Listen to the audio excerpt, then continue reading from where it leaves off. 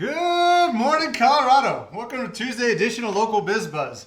I'm like all confused what day it is because I took yesterday off. And then last week I didn't work Monday either. I'm your host, Larry Hurst, back from vacation on a nice little senior trip with my family to Cancun. And now I got my buddy Pete here, the tea man from Teakoe Teas. Welcome, Pete. Thanks for having me. Really appreciate the opportunity. We go back a few years, big fan of your products. And now we've got this whole new line of fizzy teas. Give us a history of you and your company. Yeah, absolutely. So Teakoe, we're a Denver-based tea manufacturer. We focus on brewing organic teas, herbs, and spices, adding a little bit of real fruit juice, and the perfect amount of fizz to really create more healthy habits for people on the go. So that's really the kind of cornerstone of our business and the lifeblood of the fizzy tea. When did you start, and what were you doing? Was this the first thing you did in your career? Slightly. For me, it's actually just not too long ago, we just celebrated 12 years in business. And for us, it really started out from farmers markets early on to getting into really food service through like dry tea to now having a fizzy tea product line in retail, on-premise accounts, and online as well. So. And I went to your plant. Is it still at the same plant? Yep. Yeah. So we actually produce everything from scratch ourselves. We're actually proud to be founder-made, so we do take a lot of pride in creating everything from scratch. Yeah, premium products. And is that what you're trying to show us here?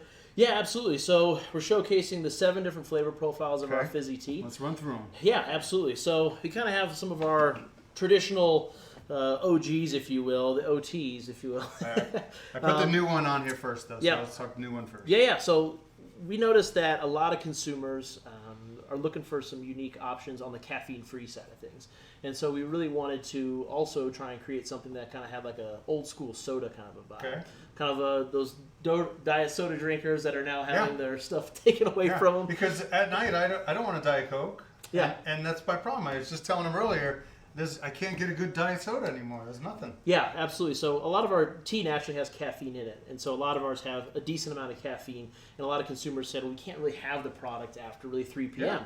So we said, well, we have herbal teas on the hot tea side. Why don't we create an herbal tea on the fizzy tea side and almost create kind of like this digestive aperitif kind of a beverage that has some really unique flavor profiles, but also fits that non-caffeinated option. And so we created a herbal blend that is actually, the base is sarsaparilla root, so it kind of has like almost old school root beer vibe, a little bit of cardamom, obviously some strawberry juice, cinnamon, some rooibos as well, which is actually an herb from South Africa. Okay. And it just kind of has like almost like this cola kind of vibe to it. And this one's what? Strawberry cardamom. Yep. This is your newest, right? That's the newest one. So yeah, we're really excited about that. We just launched that. You can get it in a handful of on-premise accounts here in Colorado, and then also online in one of our new. So this one's caffeine-free? Correct. And which else? That was the only one that's caffeine-free. Caffeine-free. So that's what kind of drove the innovation. And what's in here? Those are cardamom pods. Never seen that. Yeah, they're really pungent, really aromatic. When you break them open is when you can actually get the seed, and the seed is actually where a lot of the flavor comes. They're really tough to break down, and you have to get them pungent. Yeah, you got to really kind of more or less get them wet to then kind of be able to open them up and experience the flavor profile. Should we just run down in order? Yeah, we can absolutely do that. So the next one is our cayenne ginger. And this one is really, we launched this right at the beginning. The timing was coincidental but convenient in the fact that right around COVID, we launched this kind of like immunity boosting beverage. It's a green tea base with cayenne, ginger, lemon. Just really has some nice detoxifying properties, anti-inflammatory, and just really good for overall health. Very nice. And what's in here? So that one's actually the green tea base that we use in that one. So unique about us is we actually, as I mentioned earlier, we do brew everything from scratch. But we use whole leaf ingredients. And so you can actually see the nuances of the products that we're showcasing here today. And what that means from a flavor standpoint is that you're getting the best flavor, the subtle nuances of each ingredient. And to us, it just provides an elevated experience. Where do you get this from? We source from about 20 different countries, so it really depends on the tea, the herb, or the spice. That green tea in particular comes from China. The one that we're looking at next is actually a shade-grown yerba mate. Yerba mate comes from South America. It has a lot of different unique properties, a lot of caffeine. People really enjoy that one, and we combine that with some real pineapple juice and lemon myrtle from Australia in that one. I don't know what lemon myrtle is. Not many people do. It's Okay. actually considered the queen of the lemon herbs. So like lemongrass, lemon balm, verbena, lemon myrtle actually has the highest pungency and almost like the highest like citronella component to it, which provides like a really zesty flavor and a really great aromatic. The next one is our pomegranate hibiscus green tea. So that's hibiscus flower right there. Hibiscus flower. It's grown throughout the world, most notably in the U.S., out in Hawaii. It provides a really nice tart flavor profile and a really vibrant red color. And so that's really the driving force behind the color and flavor in that particular The original beverage. teas you did were not fizzy. Correct. We launched a product line that was a still product line, Yeah. and it was in a can, and most people thought and assumed that it was going to be carbonated. Ah. So there was kind of a letdown in that regard. Is And that product still available? It is not. Okay. We just noticed that we need to create something that's really innovative and unique for the marketplace, and we felt like the carbonated teas that were out there just weren't kind of hitting the mark. And so, being that we are tea people, we felt like we could do it better, and that's what we set out to do. So, Nice. this one is a peach lavender. So, peach tea is one of the most popular tea flavor profiles, but most people don't pick up on the floral aspect of peach, and so that's where we brought in the lavender. We actually have a little rose petal in there as well, and so that one is a relatively new one as well, launched a little bit before the cayenne ginger, and has been really taken off this year. How do you know how to do this stuff? Where would you learn this? Honestly, there's a book called The Flavor Bible that a lot of chefs use, Uh-huh. and I just try and find flavor affinities and really pair the different teas and the fruit profiles with the different herbs and spices we feel like kind of bring out the most in each other. And so it's a lot of trial and error, mostly error, but then when we get to the end, hopefully it's a really good product. So that is a pear mint white tea. So white tea is like a kind of in the tea leaf in its most infant stage, so it's a little bit more light and delicate flavor profile, and that's why we paired it up with pear and a little bit of mint, so it's a little bit more light and refreshing in that one. All right. Last but not yeah, least. and the last one the original? is it's kind of like our original. Yeah. It's our lemon honey.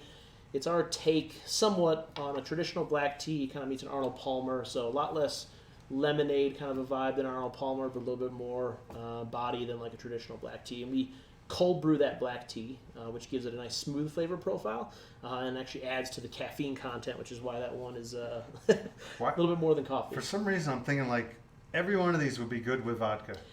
We have a lot of people experiment or request pairings on the spirit side, and we certainly So people through have personal done that? experience. I personally may have done it a few times this weekend. What liquor do you like to mix with these? Honestly, they all have a different kind of Okay. pairing to it. So that one in particular is great with vodka, kind of an Arnold Oh, Palmer, see? like a John Daly, if you Yeah. will.